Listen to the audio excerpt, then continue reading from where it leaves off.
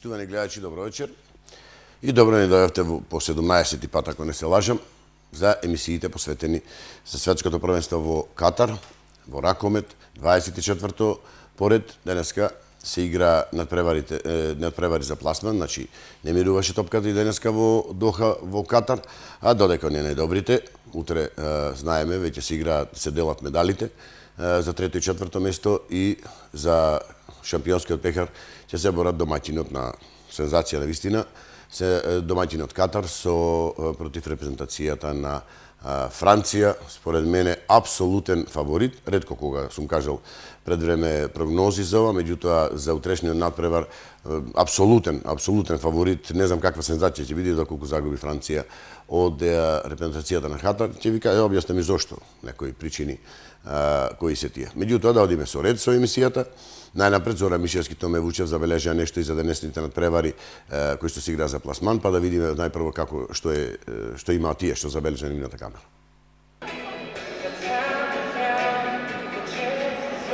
Преостана само уште утрешниот последен 19-ти ден на светското ракометно првенство кое што се одржува во Доха.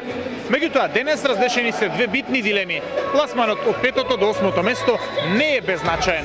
Посебно витална е победата на Германија против Словенија од 30-27, со која што избраниците на Дагур Сигурдсон обезведија виза за олимписките квалификации. Словенија е така наречена прва резерва и има реални опции по завршувањето на азиските квалификации или по завршувањето на Европското првенство во Полска да обезбеди место во олимписките квалификации во април 2016 година. Денешниот ракометен ден најверојатно ни го даде и најдобриот стрелец на турнирот. Со денешните 3 гола Драган Гајто Словенија има 71 гол и е недостижен за сите останати во пресет на последните два надпревари. Мечот за бронзата утре помеѓу Полска и Шпанија и финалето 17:15 Франција против домаќинот Катар.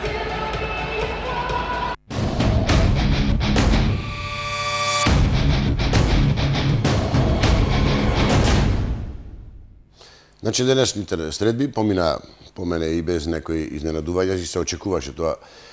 Ова вајлд карта која што добија овој поклон, што го добија од ИХФ германците да го искористат, и го искористија на најдобар можен начин. Веќе се имаат и во мир да припремаат уште една година за наредното, за Олимпијадата, наредниот голем настан, за Олимпијадата во Бразил. Меѓутоа и за Гајич некој изненадување, навистина од самиот старт на ова светско првенство, извонредно игра десното крило на Словенија и заслужено нормално дека стигна до оваа титула. За останатите титули веќе ќе ги видиме во текот на утрешниот ден. А јас да најавам една друга работа, тоа е дека не стигнуваат коментарите навистина на најдобриот, најквалитетниот во секој поглед, тактички, технички, како сакате, неизвестност, квалитет, извонреден надпревар, Франција, Шпанија, полуфиналниот надпревар од вчерашните дуели, и не стигнуваат коментарите за тоа. Мишевски се потруди да добие и изјави, ако не се лажам, и од шпанците и од французите. Најнапред мислам дека одиме со изјавите на француските репрезентативци. Честитки Франција против Шпанија веќе е класика на светскиот ракомет. Секако дека е класика, бидејќи мечевите од полуфинале или финале секогаш се тешки. Мечеви од многу високо ниво и имаше една неверојатна сила на теренот. И полека можам да констатирам дека Франција го доби мечот во првиот дел. Потоа полека со својата одбрана и со омера и го преведе мечот.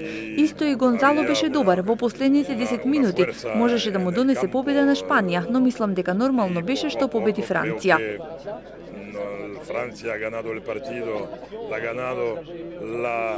ganado en la primera parte y después la defensa y también Omeyer en los últimos minutos. Omeyer Gonzalo también, los 10 minutos de Gonzalo al final son 10 minutos que pueden hacer ganar a España.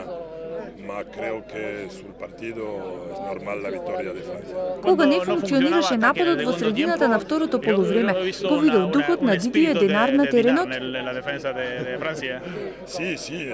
Секако тој работи со оваа одбрана и сега таа е многу важна за резултатите на нашата екипа. Тој тоа го правеше како играч и сега има многу капацитет да го прави тоа како тренер. И затоа мислам дека одбраната е многу важна за нашата победа.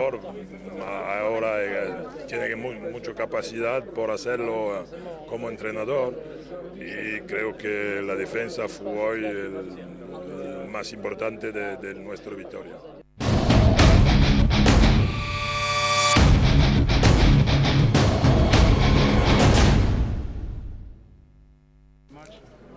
Честитки голем меч, само Франција може да добие ваков меч, постигнувајќи само 8 гола во едно полувреме. Добро е што ние знаеме дека мечевите со Шпанија се многу тешки и како секогаш се игра на еден гол, нерешен резултат, една топка. И дури ако отидеш на 6 гола разлика, знаеш дека тие ќе се вратат во резултатот. Такви се овие надпревари.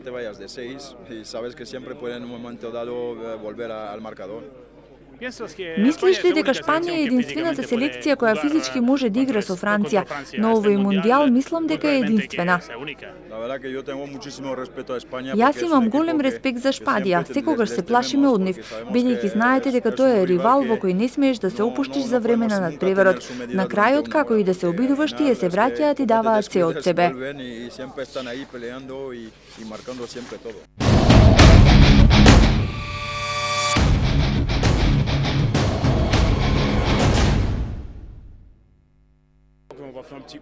Тоа беше претежок надпревар. Го знаевме тоа и останавме концентрирани и среќата не послужи во одредени моменти. Но имаме многу искуство од вакви надпревари. Пак бевме одлични покрај тоа што сме нова екипа со нови цели и денес мислам дека ја остваривме целта. Сега ни следи мечот на задоволството, бидејќи веќе знаеме дека имаме медал во джеп.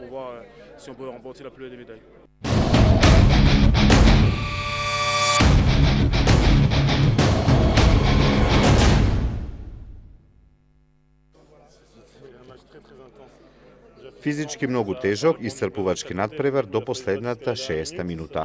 Имаше многу замени во двете репрезентации поради тоа. Кога ќе погледнете дека беше 8-8 во вториот дел, ќе видите колку беше комплицирано. Не пронајдовме многу решенија кон нивниот гол. И нивниот голман беше одличен. Но бевме обединети и благодарение на одбраната на крајот успеавме. Мислам дека одбраната беше клучна, но и голманите беа одлични. Тити беше енормен, како и на претходните два меча. Ние бевме солидарни, здружени до самиот крај и тоа ни се врати со победата. Pas mal de joueurs de notre côté n'ont pas joué, n'ont pas mis les pieds sur le terrain, ils n'ont pas arrêté d'encourager. Voilà, on a eu une grosse solidarité jusqu'à la fin, on s'est battu et puis bon, ça a tourné en défaveur.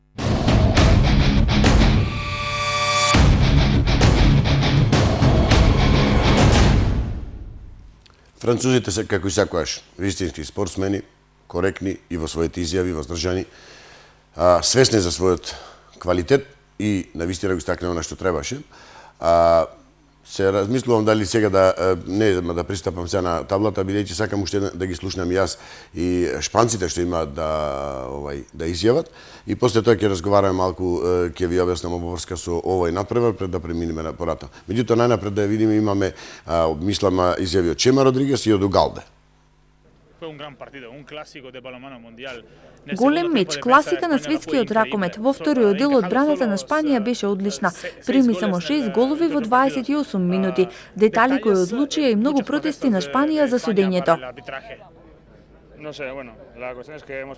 Не знам, факт е дека загубивме и мора да играме за трето место. Франција не победи, а за тоа што се случи, ако треба да се гледа видео од мечот, тоа се наши работи.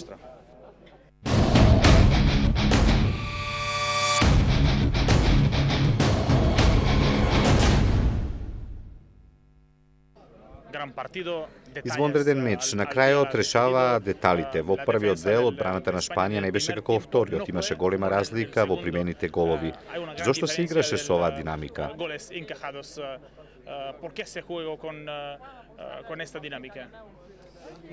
Направивме многу грешки во првото полувреме, заминаа на 4 гола разлика и тоа беше важен момент.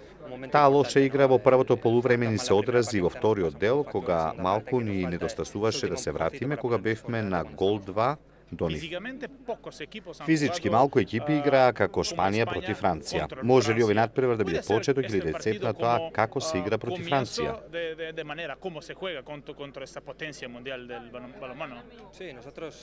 Знаевме дека можеме да победиме, воопшто не им се плашевме на французите. Ние сме меѓу малкуте репрезентации во светот кои Франција ги респектира. Знаат дека можеме да им искомплицираме, ги победивме на Европското првенство во Србија, игравме често и нерешено и затоа не ценат. И знаат бидејќи кога ќе побегнат на 4-5 разлика, секогаш можеме да се вратиме како и што беше, но на крај тоа што е важно е резултатот, а тие не победија.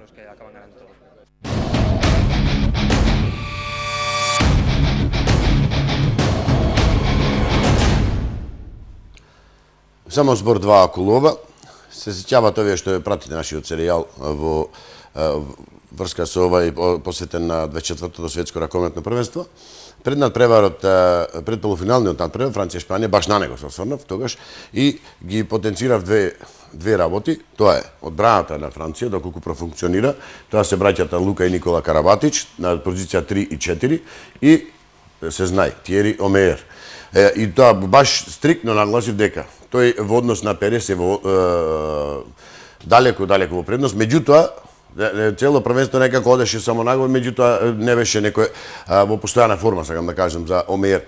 Меѓутоа, со Тиери Омеер, во онакво светло како што беше вчера, поготово во вториот дел, јас мислам дека моментално во светот нема репентација што може да му се спротистави на французите. Меѓутоа и со нивната навистина фантастична одбрана. Во второто полувреме кога не одеше како што треба, во нападот зборувам, тие цела сила и она и се виде и тоа го потенцирав дека секој ви кажувам и за утрешниот напред финален. Доколку има проблеми во одбраната, репентацијата на Франција, тајм-аутот го држи Дидие Динар. Тоа е закон и тој што каже тоа се игра не е Клодо Неста, а меѓутоа не се губи рейтингот на Клодо Неста со тоа. Тоа е се со дозвола негова. И така е поделена работата. Значи се може со разговор и договор. А не е тоа да го да грб работи или не знам што ти ја знам како ние што знаеме да си позборуваме овде и оговараме. Него Дидие Динар, негова работа одбраната, специјалист, еден од најдобри дефензивци во историјата на ракометот е Дидие Динар. Ја знае во душа ова 3-2-1, поготово овие работата на 3 и 4 каде што играше цел живот и работата на центар халфот во 3-2-1 одбранбена формација. И поради тоа е многу силна ова одбранбена формација на двете овие одбранбени формации на французите. Толку ги се воиграни Лука и Никола Карабатич, што е чудо и плюс. Сега се придодаде и Даниел Нарцис, кој што не е некој љубител на играта во одбраната, меѓутоа сега се приклучи со тоа што само мощна покретливост и ги навлекува противничките, она што завлегува во првото полувреме, поготово во таа замка, влегува шпанците, особено Македе, затоа беше заменет, бидејќи со тоа излегување предвремено, избегнување на контакт на Македе, доаѓа према средина со топка, а тука душа дала за овие двајца. Нарцис само се повлекува и дава густина на одбраната и дали е тоа Лука Карабатич или Никола, sejedno, тука е жестоко и тука е тешко кој поминува, како што се уверивме самите на надпреварот. Исто да ги чека и Катарани утре. Доколку се обидат, доколку не ги нападнат Бараше и Нарцис на 2 и 5 одбранбени формации, доколку почнат со кружни, полукружни широки вкрстувања, да доаѓаат према средина и да доаѓаат овде, иако го имаат Видал на линија, 2.06 високиот, огромен, навистина и квалитетен кружен напаѓач, тешко ќе ги пробијат французите на средината. А особено не со Тиери Омеер вака расположен како што беше. За колку квалитетна дел од одбраната зборувам, нека ви послужи фактот, не знам колку имате обрнато внимание, дека и Чема Родригес, кој што важи за еден од добрите средни векови во Европа, и Раул особено, ако веќе бараме виновник, нема, јас никога не барам виновник, меѓутоа факт е дека Раул Ентрелиос во вчерашниот надпревар не играше, не знам. Го немаше ниво додавање, ниво асистенција, играше во одбрана, да, добар беше. Во одбраната и го сопре Бараше на позиција, игра на позиција број 5 и добро одигра одбраната. Меѓутоа во напад апсолутно го немаше ниво додавање, ниво вкрстување, солираше непотребно, влегваше во дуели, тука го преморија Лука и Никола Карабатич, кога одеше самиот да реши заедно со Агина Галде. Исто така нагласив една друга работа, дека Агина Галде ќе доаѓа на она. И тоа доаѓаше. Меѓутоа, многу интелигентно го решаваат тоа французите со тоа што нивните крајни, дали е тоа Гигу или Жоли, не sejedno, нема врска, тие доаѓа и слободен нивниот играч. Не доаѓа, не останува зад Агина Галде, каде што се апсолутно инфериорни, огромниот Агина Галде против малиот Гигу или Жоли. Тоа и беше целта. Меѓутоа, на многу интелигентен начин тоа го одбегнаа. Значи, слободњаци, ако е топката кога оди према средина, или вкрстување било што се случува, значи поентата да се проигра овде. И Која беше поентата на ова проигрување? Да прими топка. Меѓутоа, доколку е слободен овој играч, не се сигурни додавањата, затоа што може пресекување, ова или во фаул го турка кружниот напаѓач во линија, во 6 метри. И затоа не се прави тој вишак кој што е пожелен за ваквите ситуации, него фактички, иако имате човек повеќе, вашиот крилен напаѓач останува без игра. Значи фактички доаѓаме 5 на 5, ова играме без игра и тоа го успеа французите, бидејќи добро, и Омеер навистина не се едно од крила се шутира на еден таков голман, а тој е целта на французите и успеа да ја отупат острицата на нападот на шпанците со неколку вакви финеси, меѓутоа исто така и очекувам и тоа што го играт и го потенцирам стално дека кога имаат проблеми со ова ќе дојде Нарцис, Даниел Нарцис ќе дојде на преден и ќе играат модифицирана 5-1 или 3-2-1 со истурен Даниел Нарцис. Сега, доколку имаат проблеми, а јас тоа лично не го очекувам во утрешниот надпревар, меѓутоа во главном за вчерашниот надпревар во напад го загуби Шпанија од средните бекови. Апсолутно не одиграа на она ниво на кое што ги знаеме и што знаат да одиграат и Раул Ентрениус и Чема Родригес. И нормално, а тоа се виновни, се знае, одлично одиграна одбрана на браќата Карабатич и одличниот Тиери Омеер. Да не зборувам и за тоа, имаше и други финеси каде што, например, кога влегува крилото, веднаш го решаваа французите на друг начин, излегува човекот на човек, излегува на бекот и овие двајца ги блокираат овде и овој чека секогаш на дуел, тоа е Лука Карабатич, на дуел. Затоа за Бараше го решава со кружниот напаѓач, од оваа страна се Даниел Нарцис, Никола Карабатич 2 на 2. Го решаваат, исто добиваат густина од крилото, го оставаат крилните позиции. Тоа е лесно да се работи кога имате голман како Емеер, расположен нормално како вчера. Значи, целата тежина се затвора средината, не се обрнува толку внимание на крилните позиции, нека се примат гол. И да примат, тие не отстапуваат од ова. Значи, и очекувам и натаму, доколку имаат проблем, ќе го играат ова истото. Значи, доколку крило влези. Сега немам ни време толку да ви објаснувам и како кога влези среден бек, како ги решава, меѓутоа, впрочем, тоа веќе и го видовме. Надпреварот за златниот медал ни престои за утре. Мислам дека доволно говориме за тоа што поминало, наред се нашите минути за нашите коментенти.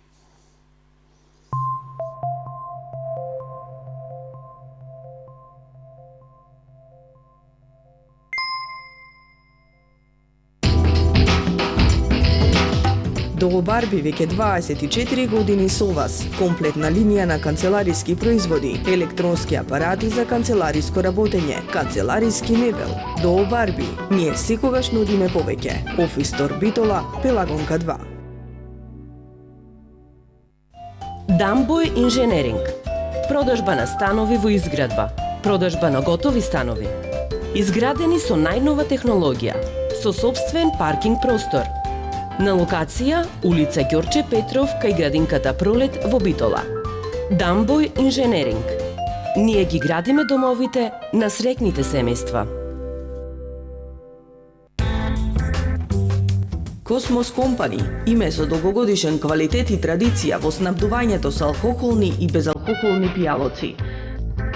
Генерален дистрибутер на Прилепска пиварница и винарската визба Стоби.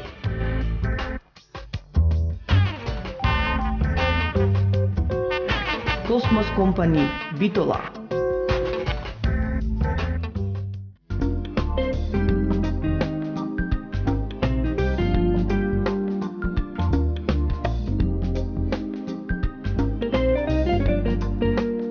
Просперо ви нуди ПВЦ подови, ламинати од германско производство и трослоен паркет со врвен квалитет. Просперо во Прилеп и Битола. Elegancia.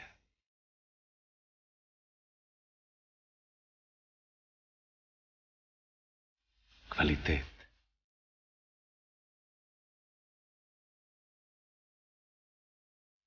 Kreacija. Klasika. По ритмот на животот. Линкести.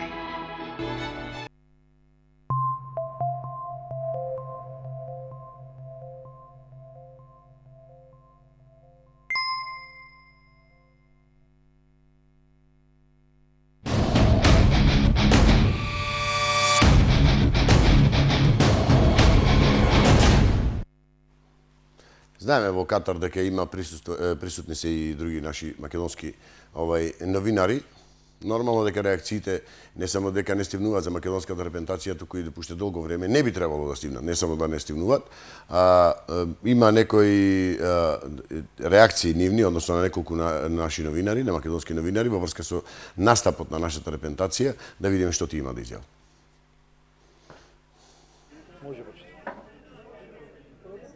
Колега Ѓемовски, резултатски најповолен мондијал во нашата историја. Веројатно тоа што високо ги поставивме целите пред турнирот не прави да се чувствуваме малку понелагодно и да го оценуваме овој шампионат како недоволно успешен. Еве твое размислување. Па да, поставивме висока цел, тоа е пласман во четвртфинале и не бевме далеку од остварување на таа цел. Значи, не би рекол дека беше границата превисоко, едноставно на тој надпревар не бевме прави, не бевме доволно добри за да победиме, меѓутоа јас сметам дека нема пошто да жалиме. Македонија е меѓу 10 најдобри репрезентации во свет, камо среќа да сме во сите спортови така добро рангирани. Тоа што не стигнавме до четвртфинале е сплет на повеќе околности. Не гледам причина зашто би требало да бидеме разочарани или да бидеме критички настроени. Едноставно момците одиграа добар турнир, значи забележаа 4 победи, што во прелиминарниот дел бевме одлични, што до сега не било случај. Значи секогаш имало ситуација кога сме се бореле, сме стравувале до последен момент, сега све беше добро до осмина финалите. После тоа и други силни репрезентации испаднаа во тој дел и не гледам дека некој се потресе толку па да правиме превише драми. Мислам дека треба да бидеме задоволни со ова, затоа што воопште не бевме лоши. Бевме респектирани од противниците, се покажавме добро светло. Сега некогаш се победува, некогаш се губи, тоа е тоа. Како да се подобриме? Следуваат нови предизвици, нови настапи. Рио не е се уште загубен.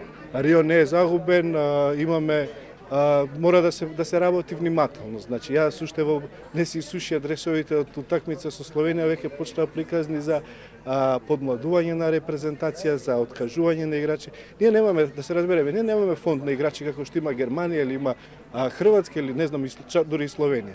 Ние ги имаме тие десетини играчи што ги имаме и не смееме да си дозволиме да се откажеме од ниту еден од нив.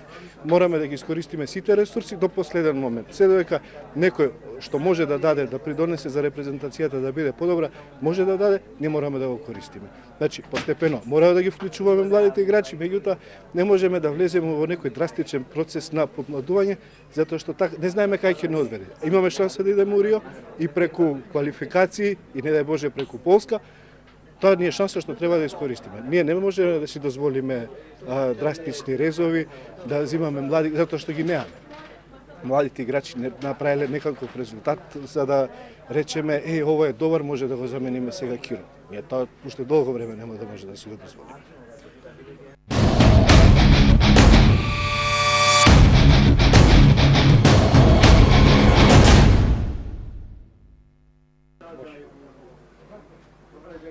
Маријан, поделени се мислењата околу тоа дали беше позитивен или помалку позитивен турнирот на македонската репрезентација. Еве твое видување, што беше причината што високата цел не успеавме да ја оствариме и дали ова девето место треба да се сваќа така трагично како што некој го карактеризира? Деветото место треба да биде во секој случај одличен резултат, дека ова е сепак најдобар пласман на Македонија на светските првенства. Може би она летвичка со пласман во четвртфиналето и олимписки квалификации беше во овој момент и превисоко поставена во ситуација каде што имаме низа работи кои не се на добро во ракометот, се даде одраз на ова светско првенство. Меѓутоа можеме да бидеме задоволни од учинокот на Македонија. 4 победи, 2 пораза. Во секој случај е добар резултат, бидејќи до сега не сме имале позитивен биланс на светските првенства. Нашата репрезентација одигра еден брилјантен надпревар, оној првиот против Тунис. Во секој случај тоа може би и ги подгреа надежите дека сепак можеме да постигнеме и нешто повеќе, но сепак има впечаток дека некако може би и формата не беше темпирана како што треба. Осмина финалето беше оној клучен надпревар, елиминацијски, но Словенија се покажа како подобар, може би рекол и помудар противник во тој надпревар, бидејќи словенците ги искористија своите шанси што ги има, преценен психолошки план и мислам дека тоа беше причината што го добија тоа осмина финале против Македонија. Избор 2 за тоа што не очекува, како да ја надградиме оваа репрезентација, како да дојдеме до сонот наречен Рио, се доаѓаат нови предизвици. Значи, веќе почна калкулации дека не е се загубено околу тие олимписки квалификации, значи се уште постои шанса, значи преку Европското првенство да стигнеме до олимписки квалификации. Значи не треба да се веќе да се распушта репрезентацијата, што би рекло да правиме драстичен рез во подмладување. Можеби треба да има 3-4 нови играчи, освежување во репрезентацијата. Можеби тука имаше простор за еден двајца од помладата генерација да дојде, меѓутоа сепак тоа е одлука на селекторот. Сега неговата работа ќе оценува секако управниот одбор на РФМ и значи мислам дека со двајца до тројца нови играчи веќе во квалификациите кои ни следуваат за Европското првенство, треба да го направиме оној преоден период да помине по-безболно, за да можеме повторно да станеме во европскиот, а со тоа и во светскиот ракомет.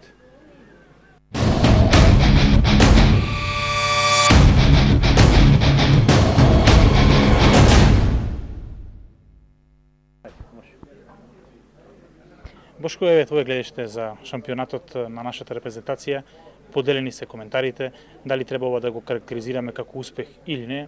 Еве, кога веќе спласна сите емоции, може некако да се направи анализа на сработеното и на што го видовме. Еве, како ти размислуваш?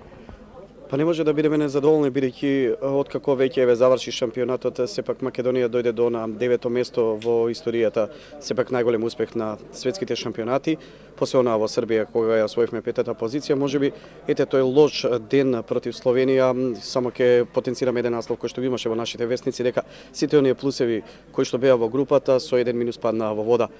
Сепак можеше да се искористи оваа ситуација, бидејќи беше полесен противникот во осмина финалето, но ете на тој дуел многу пропуштени шанси, зицери и сето тоа се сведе на елиминација во осмина финалето. Што понатаму, многу ми насмета дека потребен е рез во оваа репрезентација, но се уште сонот е достапен. Рио може да се освои, може да се дојде до Рио. Како ти размислуваш и како гледаш оваа репрезентација, например, на наредниот голем Собир, ако таму се пласира? Па нашата репрезентација, барем оваа која што се наоѓа во моментот, е дефинитивно може слободно да кажем во сите спортови една од оние стандардни кои што се на големите надпреварувања, вклучувајќи и сите оние веќе во серија 4 големи надпреварувања и светски и европски шампионати.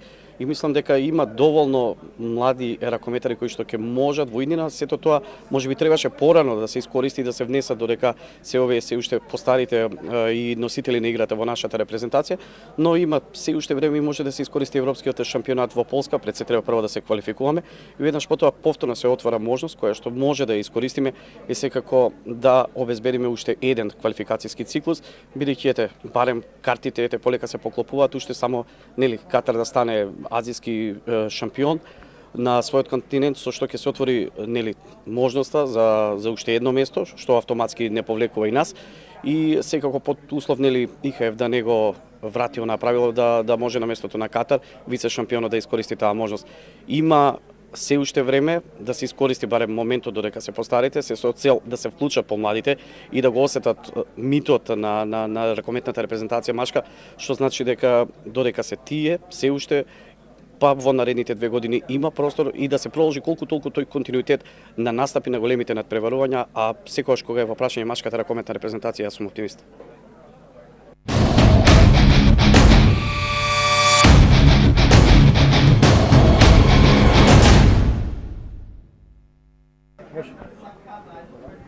Игор, еве една општа оценка за нашиот настап тука во Катар, 9-то место, сигурно ќе влезе во аналите, во нашата историја, но со оглед на тоа што поставивме високи цели, а не ги остваривме, се чувствуваме некако нелагодно. Еве, каква е твојата оценка за ова што го видовме во претходните 2 недели? Генерално резултатот е добар, затоа што го освоивме 9-то место најдобро во историјата на настапите на македонската селекција. Разочарувањето можеби постои во пошироката јавност, затоа што е освоена 9-та позиција, а не сме, например, меѓу првите 7 кои што носат и квалификации за Олимписките игри. Но, од друга страна, секоја чест и за ракометарите и за сите оние кои што дојдат тука во Катар, играат добро, постигнаат добри резултати и од друга страна, секоја чест поради тоа што си поставија конечно една наша селекција кога заминува на големо надпреварување си поставува една висока цел. Обично нашата цел е да влеземе во втор круг, да играме добро, да оставиме впечаток, а сега дојавме со една јасна цел, а тоа е да одиме во квалификации за Олимписки игри. Генерално се е окей, добар е настапот со тоа што шансата останува, не треба оваа генерација да се повлече според мене, треба да го заокружи настапот. 2016 е целта, настап на Олимписките игри во Рио, 2016 имаме европско и треба оваа селекција со можеби малку подмладување да остане во Полска, да одигра, да проба и да влезе во квалификациите.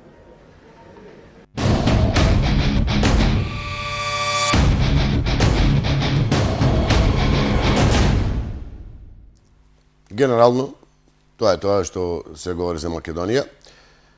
Јас се согласувам, 9-то место е историски резултат, како резултат.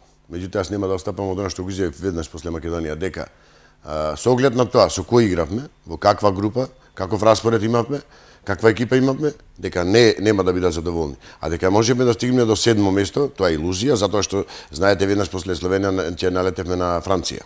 Мислам да пред 15 дена колку беше загубивме 10-12 разлика. Меѓутоа дека можевме повеќе, тоа е сигурно и тоа го знаат ракометарите, ќе му биде криво секогаш. Зошто нема уште една победа. Друго е нешто што мене ми пречи кај овие кај спортски новинари се. Не смеат да пропуштат таква работа. Да кога дојде на почеток е обраван, кажа помладување, менување на системи, така натаму и така натаму. Кој е помладување? Ние оставивме репрезентацијата со давање државјанство, дадовме и државјанство на негово барање. Вугринец и Прибак. Значи, за сметка на тоа отидоа Неловски, Дрогришки, Талевски, не знам кој, можеа барем да бидат или на местото на Ванчо Димовски, кој не ни помислиме да го внесеме во игра, да биде на трибина, да го види, да го осети шмекот, мирисот на светското првенство. Доста еден-двајца таквите да видеа шмек малку на светско првенство. Затоа што сами говориме и сега сами го продолжуваме тој вакуум, дека ќе имаме вакуум. И сега сами го пролонгираме тој вакуум до кога ни е? До кога нема валда да влезат со колички внатре да играат нашите ракометари на 40 години. Затоа не се согласувам апсолутно со тоа да седат нашите млади дерадежи во Македонија, а ние одиме таму и да сме помирени со тоа дека некој што му дадовме државјанство на 40 години, далеко тоа дека се не се квалитетни играчи во Гринец и Прибак. Апсолутно тука нема збор. Меѓутоа, дали беше паметно да му се дај сега, стојам на тоа и од првиот момент стојам на тоа дека не е паметно. И не беше паметно и натаму ќе стојам на тоа. Дека не може така ние да си ги пропустуваме нашите надежи, кои што ги имаме колку имаме толку. А ние не знаеме дека имаме само 10, 15, 20 ракометари? Не сме ние 20 милиони, 30 милиони земја па да имаме 2000, 3000 ракометари. Ги знаеме ти. Меѓутоа и тоа што го имаме ние не го цениме и не го форсираме. Тоа е проблемот. И не само сега, и наназад години, а и веројатно натаму ќе бидат тие проблеми. Ние стално нешто бркаме, као резултат или не знам што, а уствари не можеме, тоа е резултат. Меѓутоа, може да настани, запаметете и снимете емисијата, може да настани дебел јас во репрезентацијата на Македонија, каде што ќе кукаме и ќе плачиме за учество на некои од вакви надпревари, а следно, затоа што сега ќе зборувам во емисијата, односно Мишевски, е баш тоа. Во Полска се игра европското ракометно првенство, веќе наредната година во ова време. Колку ќе бидеме паметни до тогаш, ќе видиме за почеток што има Мишевски да каже. Светското ракометно првенство во Доха официјално завршува утре со последните два надпревари, мечот за златото и мечот за бронзата. Денес со официјална презентација Полска на светот му го представи она што треба да го организира во јануари 2016 најубавото европско првенство во историјата. Последно на кое што ќе учествуваат 16 репрезентации се надеваме меѓу нив и македонската селекција која што со 3 бода има убава перспектива во пресет на пролетните два меча против Франција и летните против Швајцарија и Чешка кои што ќе одредат дали ќе учествуваме на ова европско првенство или не. Се знае кои се 4 градови кои што ќе бидат домаќини на шампионатот. Гдајнск, Вроцлав, Катовице и Краков ќе бидат домаќини на преку 100 надпревари на 16 најдобри селекции од континентот.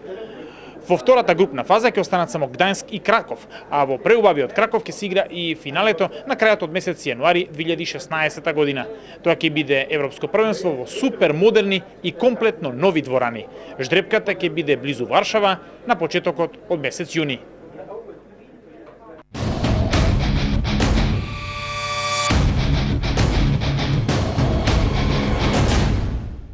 Полека ги исцрпуваме веќе ракометните теми. Мислам дека во режија е спремно онај другиот, забавниот дел од нашата емисија, па доколку се спремно режија, предлагам да одиме со тој забавен дел.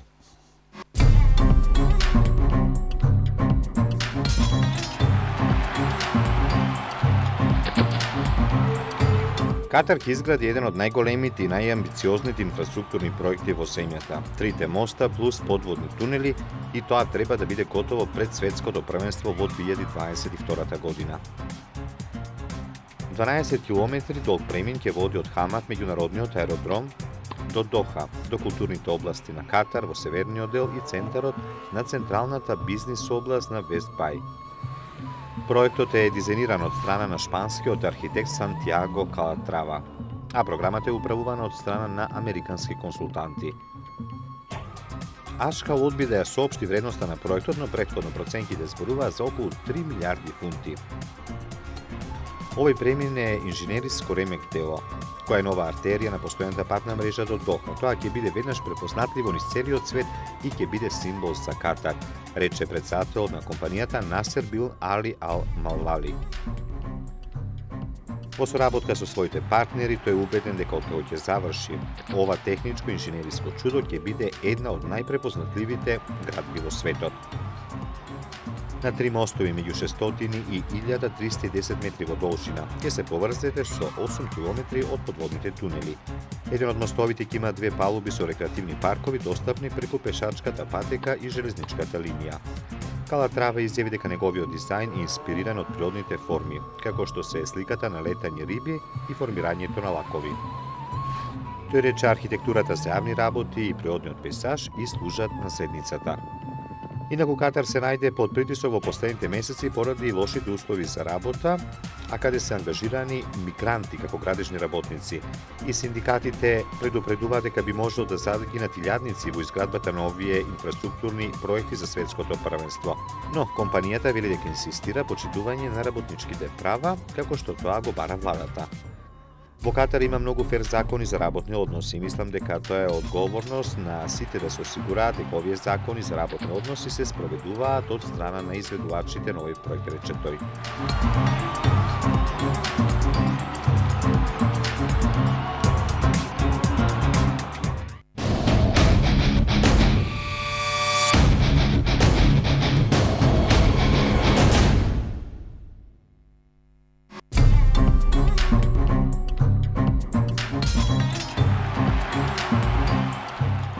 Десеттина различни јадења, повеќе видови салатки, сладки, се тоа пред очите на секој ракометар за време на ручек и вечера во хотелот, каде што се сместени репрезентациите од светското првенство во Катар. Ретко која репрезентација има забелешки на она што се служи во рестораните. Останува само по потреба нешто да се дополни ако посакаат самите репрезентации. Единствено што понекогаш недостасува е свинско месо, но во Катар тоа не може да се конзумира, па ракометарите повеќе се ориентирани на говедско, јагнешко и пилешко месо. Домаќините се грижаа да имаме се што ни треба од исхраната. Многу мали интервенции имаше од наша страна. Првиот ден побаравме да се намали јачината на зачините што се користат при подготовка на храната, бидејќи потоа ракометарите конзумираат многу вода. Уште еднаш потоа побаравме да имаме бифтек во менито и за појадок постојано да имаме јајца. Се друго беше навистина одлично, истакна доктор Никола Панчевски. Ракометарите се однесуваа како големи професионалци. Ако порано помалку се внимаваше нова, сега секој ракометар се однесуваше поинаку. Ако ваквото однесување го красеше порано само Лазаров, сега преовладуваше однесувањето кај секој ракометар, за да биде целосно подготвен за она што му предстоеше. Немаше преполнување на чини и се конзумираше многу салата и зеленчук. Она што е интересно, во многу мали количини или речиси воопшто не конзумиравме леб, а тоа е одлика на нас балканците, додаде Панчевски. На ден кога имавме надпревар, се ручеше 6 часа пред мечот, а во салата во собликувалните ги чекаше еден куп овошје и пијалоци. Уште пред додањето на светското првенство во Катар, сите ракометари добиле препорака да не се конзумираат храна и пијалоци надвор од хотелот, особено не оние што не се во амбалажа и флаширани. Ракометарите се придржуваа на препораките, а најчестата дестинација надвор од хотелот била кафетеријата на неколку десетина метри, каде пиеле кафе. Се друго се земало јадело во хотелот или салата. Слично однесување има и кај другите репрезентации. Не може да се видат ракометарите кои шетаат или пак земаат пијалок што се подготвува од локални производи.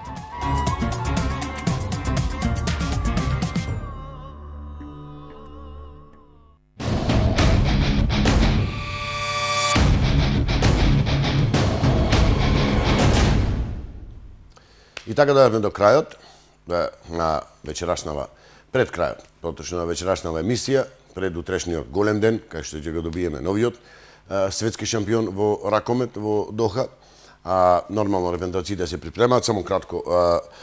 Очекувам истата работа, тоа што кажував Франција, стандардно ќе го одигра со Гигу, Нарцис Карабатич, или за во одбраната веќе кога разговараме Нарцис, Никола Карабатич, Лука Карабатич, Бараше, Порте, дека или Жоли, тоа е сосема небитно.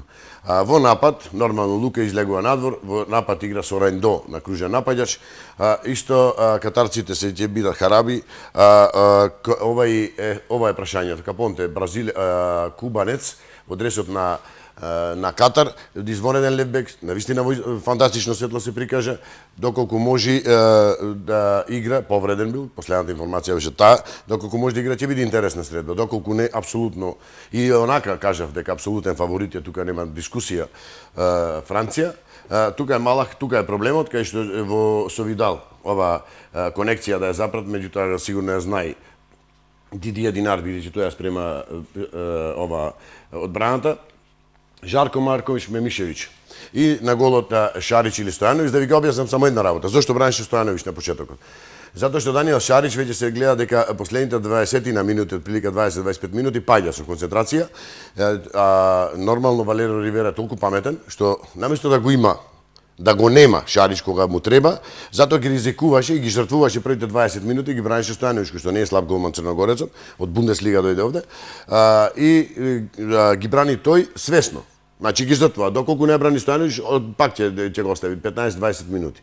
А доколку брани ќе продолжиш. Зошто? За да го има Шарич на останатите 40 минути, што се покажа веќе во вториот дел дека како многу исправен потек кога ги уништи навистина полјаците Даниел Шарич. Значи, тоа е поставата што ја очекувам и од овие и од Катарани. Катарани го играат истиот стил, доколку влезе на крилото Гигу, доколку влезе, тогаш оди последниот играч го зема бекот.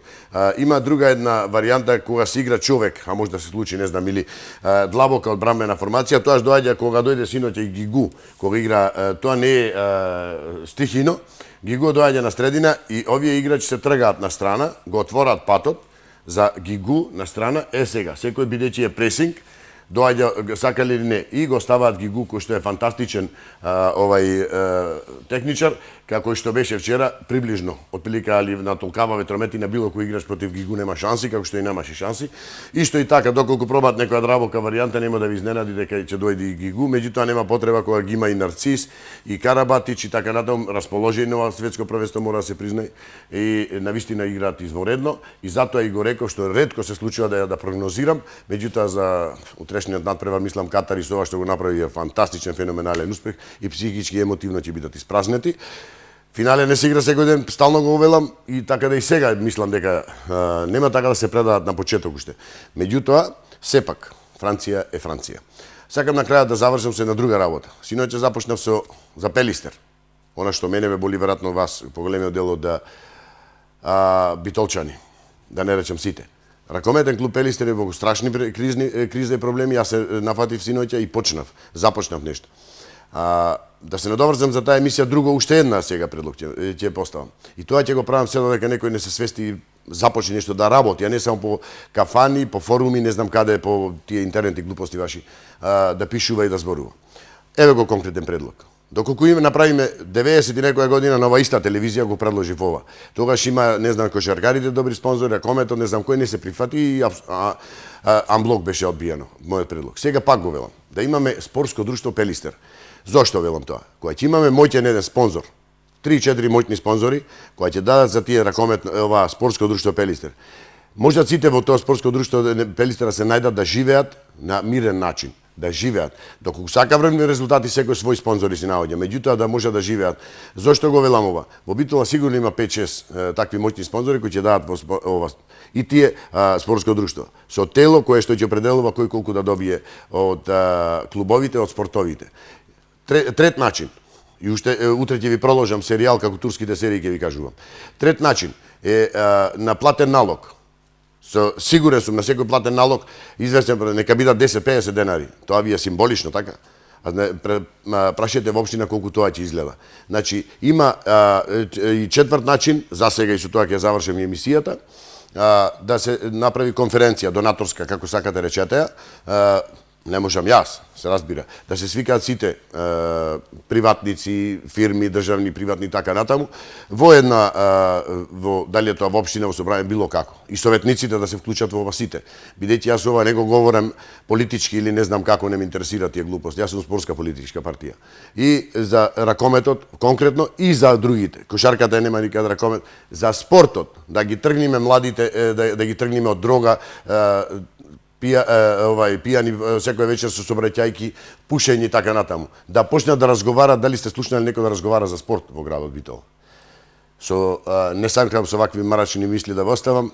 Уживајте со програмите на телевизија Тера. Јас ќе продолжам да го барам ова и од сите во градот Битола, не само од градоначалникот, него и од сите кои што имаат можност било каква да се помогне на спортот воопшто, а во конкретниот случај за ракометот, секоја вечер и секоја можност ќе ја користам до крај, бидете сигурни.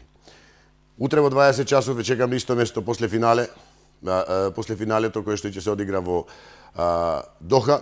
Оние кои што сакате, кои што не гледавте вечерва, повелете вечерва околу полноќ, утре околу 12:30 се двете репризни истанија. Оние кои што висите на интернет и тие работи, tera.mk порталот ви е добро познат. Ве поздравувам и ја посакувам пријатна вечер и размислувајте за Пелистер.